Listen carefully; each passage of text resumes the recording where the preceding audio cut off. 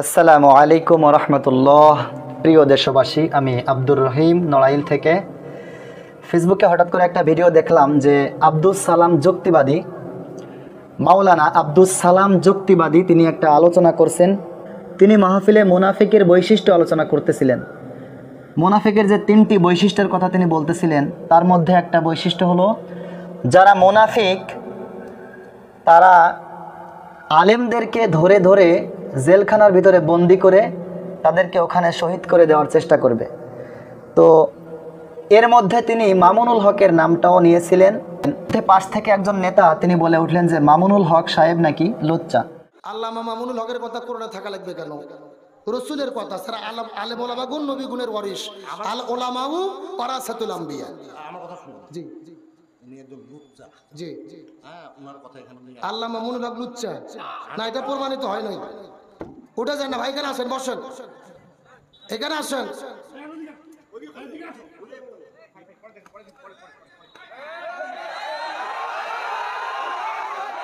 বসেন বসেন বসেন। তো প্রিয় দর্শক, আপনারাই বলেন যে এটা কি কখনো প্রমাণিত হয়েছে? আল্লামা মামুনুল হক সাহেব তিনি একজন আলেম, আর এই আলেম সম্পর্কে যারা এই ধরনের কথাবার্তা বলে তারা হলো মুনাফিক। মুনাফিকদের সম্পর্কে স্বয়ং আল্লাহ তাআলা নিজেই এদের বিরুদ্ধে কথা বলেছেন।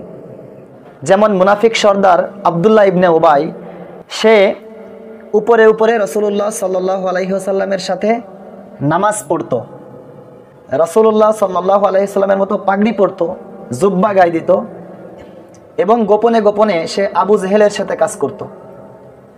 তো একটা যুদ্ধে ওই ব্যক্তি 350 সাহাবী নিয়ে পালায়ন করেছিল। তো এই সমস্ত মুনাফিকদের বিরুদ্ধে আল্লাহ তাআলা ঘোষণা দিয়েছেন যে এদের জন্য যদি নবী পর্যন্ত দোয়া করে তারপরেও আল্লাহ রাব্বুল আলামিন এদের জন্য দোয়া কবুল করবেন না। আপনার সম্মানিত মানুষ,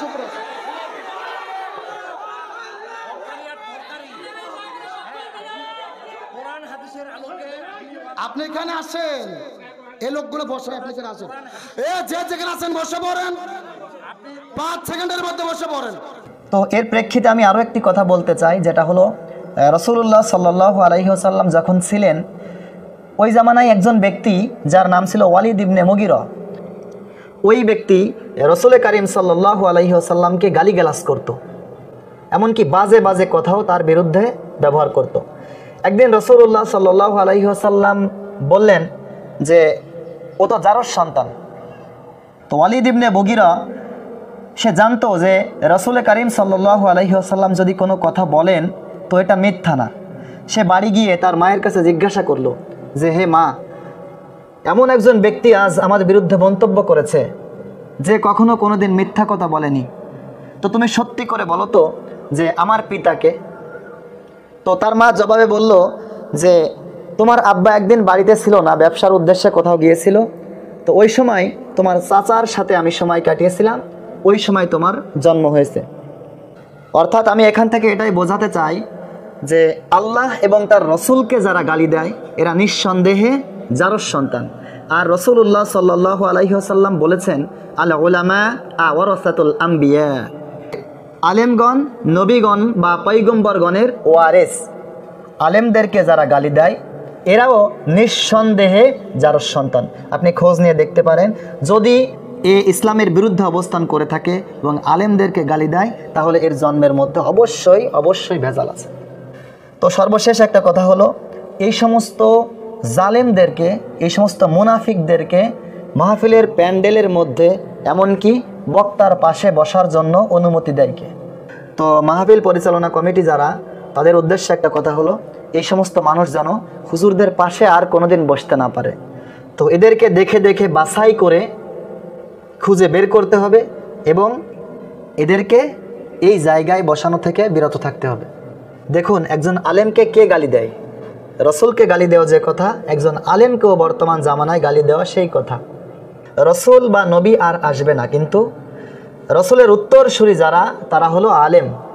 আল্লামা মামুনুল হক সাহেব তিনি বর্তমান জামানার একজন বিখ্যাত আলেমে দ্বীন।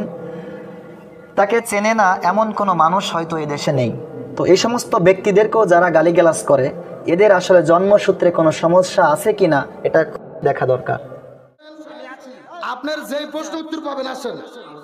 আমরা যতগুলো কথা বলছি কোরআন হাদিসের বাইরে কোনো কথা বলি নাই। আমি কি কোরআন হাদিসের দলিল ছাড়া কোনো কথা বলছি? কথা বলেন বলছি। এখন বসেন, যে যেখানে আছেন বসে পড়েন। উত্তেজিত হবেন না, বসে পড়েন। চিৎকার করে বলেন আপনারা কোরআনকে ভালোবাসেন না? কোরআনকে ভালোবাসেন না? রসুলকে ভালোবাসেন না? আমি এই কোরআনের দোয়াই দিয়ে আপনাদেরকে বলতেছি, সত্যি যদি ভালোবেসে থাকেন 2 সেকেন্ডের মধ্যে বসে পড়েন। শুনেন, আমার দিকে লক্ষ্য করেন। আসলে আলোচনা অল্প একটু শুনলে বিভ্রান্ত হওয়ার সম্ভাবনা আছে।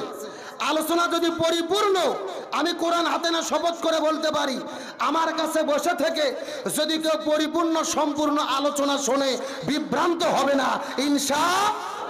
তার কারণ শুরু থেকে শেষ পর্যন্ত না আলোচনা শুনলে এটা বোঝার কোনো সুযোগ। আমি সরকারি হুজুর বলেছি, আমি কি শুধু বর্তমান সরকারের কথা বলছি? এটা রসুলের জামানা থেকে আছে। মুনাফিকের সর্দার আব্দুল ইবনে উবাই ছিল, রসুলের পিছে নামাজ পড়তো, আবু জেহেলের দালালি করতো। কথা বল না কা? তার মানে শুধু আমাদের বর্তমান সরকার নয়, কিয়ামত পর্যন্ত এই ধারা থাকবে।